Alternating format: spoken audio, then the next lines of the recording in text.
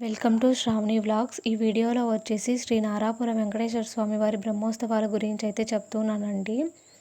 నారాపుర వెంకటేశ్వర స్వామి వారి బ్రహ్మోత్సవాలు ప్రతి సంవత్సరం వైశాఖ మాసంలో అయితే స్టార్ట్ అవుతాయి. ఈ బ్రహ్మోత్సవాలు వచ్చేసి 9 రోజుల పాటుగా జరుగుతాయి. చూడండి, బ్రహ్మోత్సవాల కోసం అనేసి టెంపుల్లో అయితే ఏర్పాట్లు అయితే చేశారు. గుడిని మొత్తం డెకరేషన్ అయితే చేస్తున్నారు. ఈ బ్రహ్మోత్సవాలలో భాగంగానే స్వామివారిని ఒక్కొక్క రోజు ఒక్కొక్క వాహనం పైన అయితే ఊరేగింపు అయితే చేస్తారు.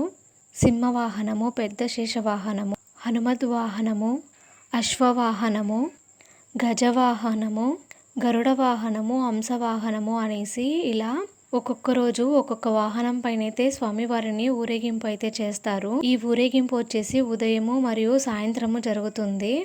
ఈ బ్రహ్మోత్సవాలలో భాగంగానే స్వామివారి కళ్యాణం అయితే జరుగుతుంది. అది 6వ రోజు ఉంటుంది. రథోత్సవం వచ్చేసి బ్రహ్మోత్సవాలలో 7వ రోజు అయితే రథోత్సవం జరుగుతుంది. రథోత్సవం రోజు ఫుల్ పోలీస్ ప్రొటెక్షన్ అయితే ఉంటుంది. ఎందుకంటే ఎవరికి ఎలాంటి ప్రాణహాని జరగకూడదు అనేసి పోలీసులు అయితే ఉంటారండి. వాళ్ళైతే వాళ్ళ ఇన్స్ట్రక్షన్స్ ఇస్తూ ఉంటారు. ఈ రథోత్సవాన్ని చూడడానికనేసి చుట్టుపక్కల గ్రామాలలో ఉండే ప్రజలందరూ కూడా వస్తారు. రథోత్సవం రోజు వచ్చేసి అన్నదాన కార్యక్రమం కూడా జరుగుతుంది.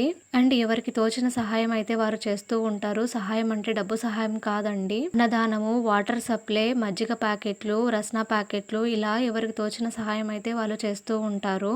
ఈ వేసవి కాలంలో వాటికి మించిన సహాయం వేరే అవసరం లేదు. ఈ వీడియోలో మీరు చూడండి రథాన్ని ఎలా లాగుతున్నారో. అలాగే రథం మీద వచ్చేసి బొరుగులు మరియు మిరియాలు అయితే చల్లుతారు.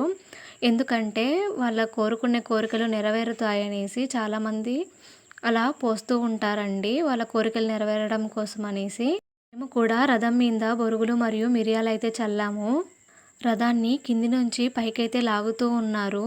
అక్కడ కాను కింద తెడ్డు వేసే వాళ్ళు చాలా జాగ్రత్తగా ఉండాలి. ఏ కొంచెం అటు ఇటు అయినా కూడా చాలా ప్రాబ్లమ్స్ అయితే మనం ఫేస్ చేయాల్సి వస్తుంది.